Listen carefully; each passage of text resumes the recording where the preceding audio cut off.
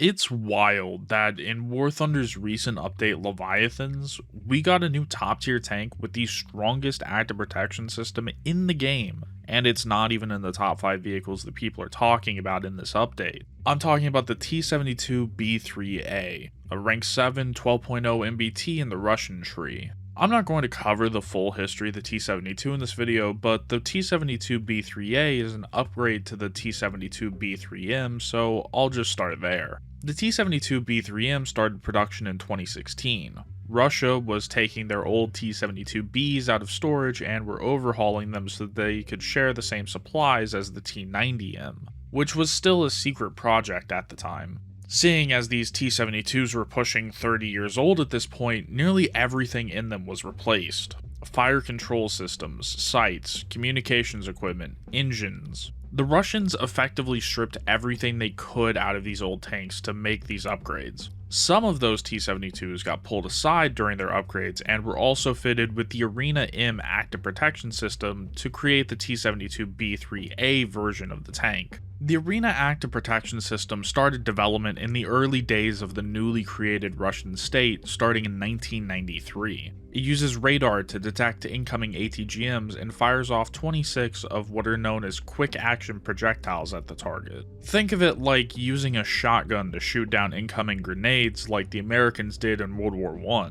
While fitted on a number of different Russian tanks, Arena never entered full-scale production. The upgrade to Arena, called Arena M, started sometime in the mid-2010s, and added the ability to intercept ATGMs 360 degrees around the tank, and added protection for top-down ATGMs. The T-72B3A was the first tank fitted with it, and in 2023, Russia said that they would start fitting their newer tanks with it as well. Normally, I'd end off these history sections with some little quip, then transition into talking about the War Thunder version of the tank, but there's two things that I want to quickly talk about that I found in my research that I think are interesting enough to bring up. For the first thing, I know that somebody's going to bring up that since we've never actually seen Arena used in combat, and that Russia has never put it into full-scale production, that it might not actually exist in any useful working form, sort of like the T-90M and the Su-57. Well, it turns out that we know that Arena exists and is real and works because in 2007, South Korea of all places purchased nearly 100 sets of the export version of Arena to fit on some of their K2 tanks. Funny enough, even though South Korea spent $25 million buying those nearly 100 sets of Arena, they ended up not using them, instead opting for a South Korean designed active protection system.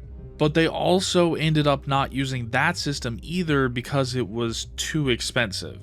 So in the end, the K2 had no active protection system. The other interesting thing that I found in my research is that the models of the T-72B3M that were fitted with Arena M were also given a thermal tarp to reduce their heat signature, but I guess Gaijin just forgot those in the hangar. So moving on, I had a great time in the T-72B3A. Across 61 battles, I held a consistent 1 KD with a 56% win rate. I know I could have done better, but the amount of T-80U E1s that I was teamed up with left me with some unwinnable games where I was pulling out the B3A multiple times. Now, I could go over all the stats of the tank, but War Thunder already has 10 versions of the T-72 across 4 nations, so as long as you've played 9.3 battle rating or higher, you probably know what the T-72 feels like to play. For those of you that haven't gotten to play one yet, I'll say that they all have decent maneuverability, with an okay but slightly lower than average top speed, and iconically slow reverse gear. Not enough gun depression, with a decent cannon and competitive for its tier APFSDS,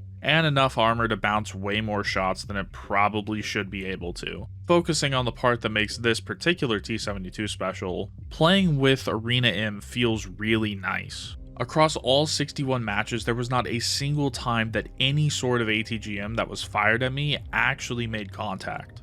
And it caught some non-ATGM projectiles too, like a round from that battle rating 1 German derp cannon that people try to get God mode with for some reason. Having used a decent number of the tanks in the game with active protection systems, I think that Arena M is the strongest of all of them. It has 360 degree coverage, which to be fair, so does all the other top tier APS, but it has way more charges. Most top tier APS only have 4 charges. The Israeli Trophy has 6, but Arena M has 12, divided up with 3 charges covering a 90-degree angle of the tank. There were a few times where I had to turn the turret a little bit because a helicopter used up all of the charges on one side, but there was never a time where a helicopter got to shoot at me enough to break past Arena before being shot down. A good tip is that if you point your cannon at whatever is shooting at you, you actually get the protection of all 6 Arena charges that are facing forward because they overlap a little bit in front of the cannon. If you're playing top tier Russia, you would be crazy not to go back and pick up the T-72B3A. Granted, it is only the 3rd rank 8 tank that Russia has, so you don't really have many options,